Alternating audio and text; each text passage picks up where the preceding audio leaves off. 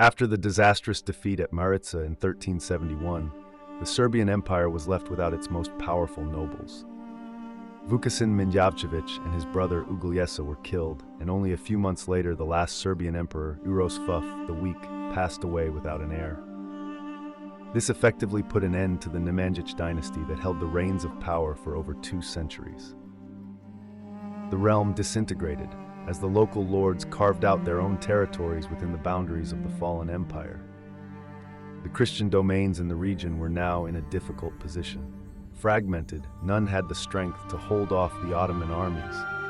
But although Sultan Murad I could have defeated his neighbors one by one, he knew that controlling the newly conquered areas would not be easy and could provoke a potential creation of an anti-Ottoman coalition. So the Sultan decided on a different strategy. Instead of seizing lands of the defeated forces, he offered peace to the Dejanović noble family in exchange for vassalship. A similar strategy was executed in Bulgaria, which was threatened the most by the Ottomans, but also Byzantium, which could only find safety behind the walls of Constantinople. Being further west, Prince Marko, the son of the dead King Vukašin, probably did not become an Ottoman vassal immediately after the defeat at Maritsa. But having lost much of his troops in the battle, he was no longer able to stop nearby Serbian nobles from seizing its territories. To stay in power, he was eventually forced to recognize Ottoman suzerainty. With this, Sultan Murad secured peace in the Balkans and had significantly expanded the Ottoman sphere of influence. At the same time, he used the annual tribute paid by the Christian vassals to finance preparations for future campaigns and establish strongholds that would serve as staging points for spreading Islam further into Europe. While there was peace in the Balkans, Prince Lazar emerged from the ruins of the Serbian Empire as the most powerful nobleman. He used the fall of the Miljavčević family after the Battle of Maritsa to consolidate his position. His ally and son-in-law Vuk Branković took Skopje from Prince Marko, the former capital of the Serbian Empire. Then, in autumn of 1373, Lazar banded together with the Bosnian band Tvrtko and a Hungarian nobleman Nicholas I Garai to form a coalition against his rival, Prince Nikola Altomanović. Outnumbered and attacked from all sides, Nikola's dominion was conquered and divided between the 3 allies. And in 1379, the area of Braničevo in the north also fell to the ambitious Lazar. These expansions strengthened Lazar's tax base and manpower, while the newly acquired mineral wealth financed recruitment of more troops. Soon enough, Lazar deemed himself the ruler of all Serbian lands, openly claiming the right over all remnants of the former Serbian Empire.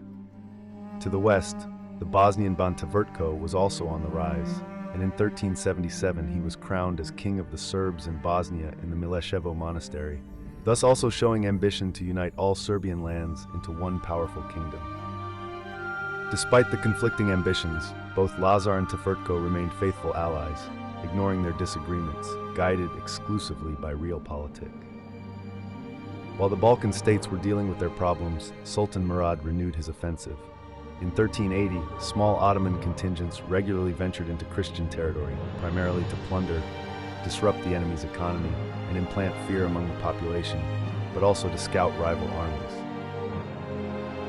Bulgaria suffered the brunt of these raids, especially in the areas south of Balkan Mountains.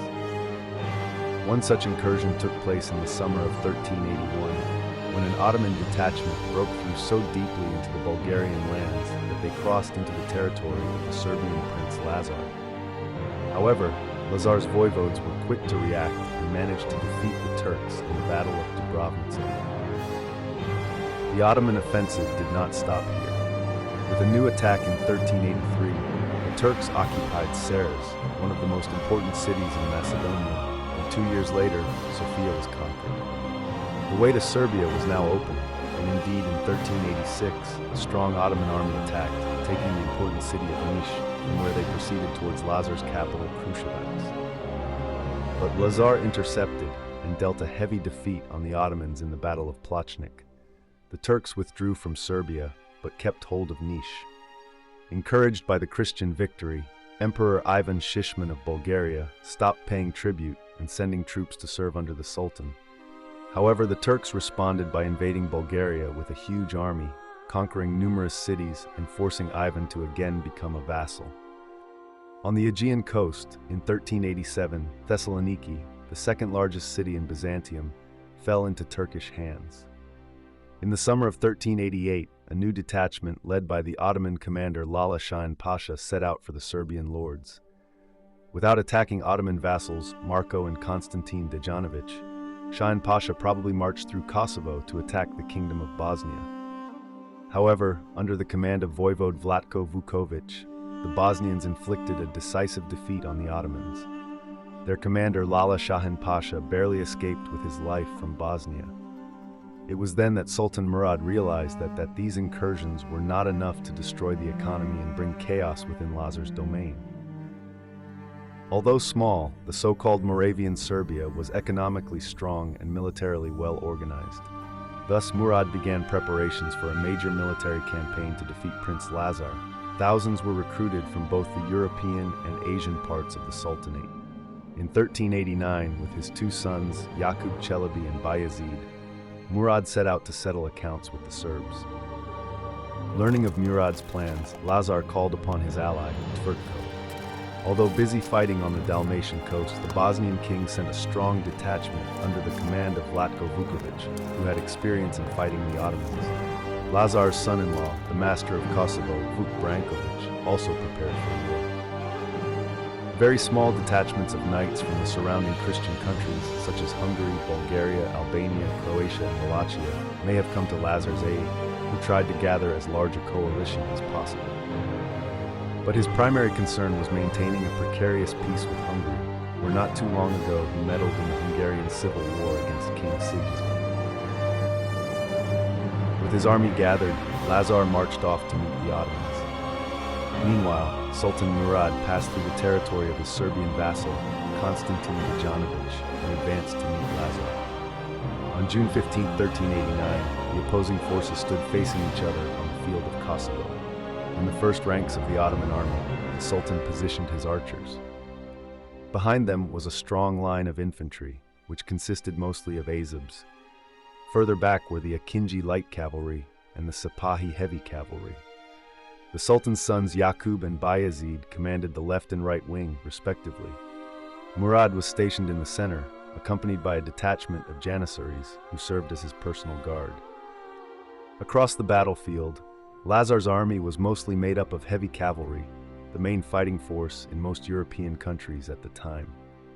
Cavalry was placed in the front rows, with probably some lighter cavalry units next to them. Behind them stood the infantry.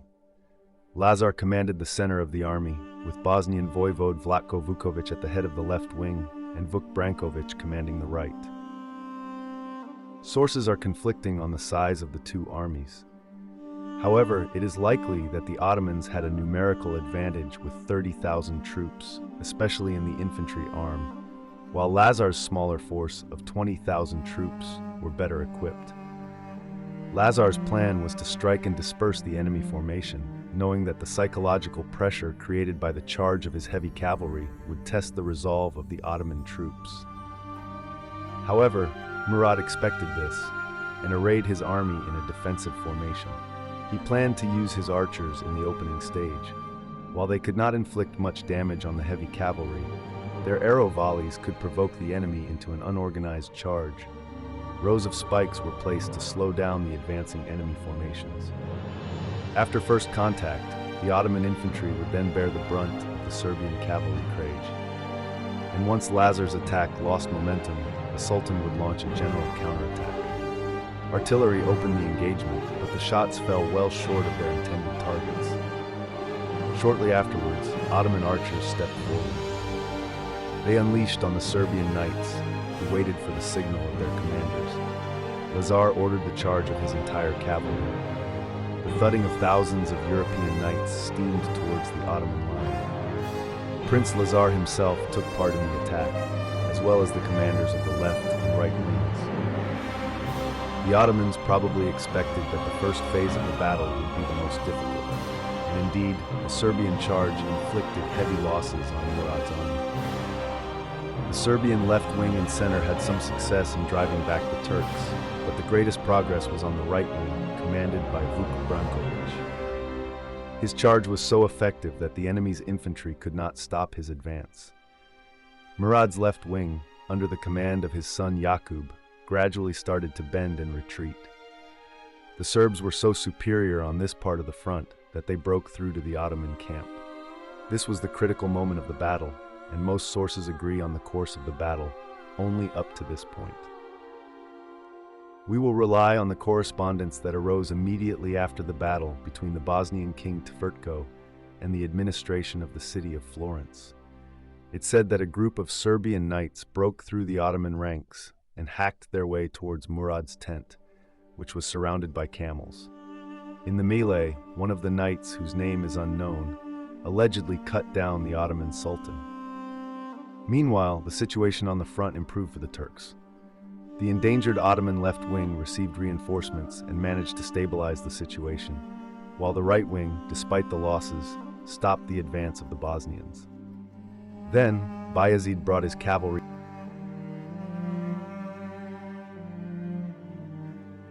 If it is true that Murad died during the battle, as some sources claim, and that Bayezid took control of the entire army, it is truly astonishing how the Ottomans managed to maintain discipline and even go on the counter-offensive. Vlatko Vukovic then began to lose control of his troops, which gradually withdrew.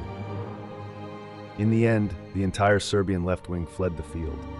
The defeat on the left wing threatened Lazar's left flank, which remained completely unprotected. Bayezid's troops quickly seized on this opportunity and rushed against the Serbian center. Realizing the situation, Vuk Brankovic most likely saw that the battle was lost and initiated an organized withdrawal from the battlefield. Lazar, probably unable to carry out his own retreat in an organized manner, either fell in battle or was captured and decapitated. According to most Ottoman sources, the death of Sultan Murad took place while his troops were scattered and while they were chasing the Serbian army. Allegedly, the Sultan found himself alone momentarily, which was used by a Christian warrior who pretended to be dead to kill the Sultan as he walked by. Most common version in the Western world is that a Serbian knight came to surrender. When he was brought before Murad, he drew a dagger and killed the Sultan. The name of the knight remained unknown, but over time he was named Miloš Obilić and became a symbol of courage and resistance in Serbian tradition. Due to contradictory sources, historians cannot determine the time of the Sultan's death. But whenever Murad met his end, his son Jakub was killed soon after by his brother Bayezid in his bid to become the new Sultan. After the battle, Sultan Bayezid retreated from the field of Kosovo to consolidate power and prevent potential rebellions. News spread throughout Europe about Sultan Murad's death and that the Ottoman campaign against the Christians was stopped. This news was mostly spread by the Bosnian king Tvrtko, and indeed, from his perspective, the Battle of Kosovo was a great victory, especially since most of his forces returned safely to Bosnia. But for Moravian Serbia, the battle had catastrophic consequences. With Lazar's death, his wife Milica took power because their son Stefan Lazarevic was still a minor. Their powerful army was destroyed and would take some time to recover.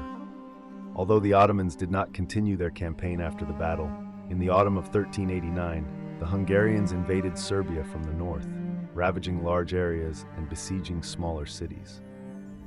Unable to resist them, Princess Milica was forced to accept the suzerainty of Sultan Bayezid and had sent her youngest daughter to his harem as a pledge of peace between the Lazarevic family and the Ottoman Empire. On the other hand, Vuk Brankovic, having preserved much of his troops, continued to resist the Ottomans until his death. And those who consider it an Ottoman victory do so because the Ottoman army prevailed on the battlefield. In any case, by defeating Lazar's coalition, the Ottomans broke the strongest resistance in the Balkans, and as early as 1390, they resumed their campaigns, primarily aiding their Serbian vassals in their fight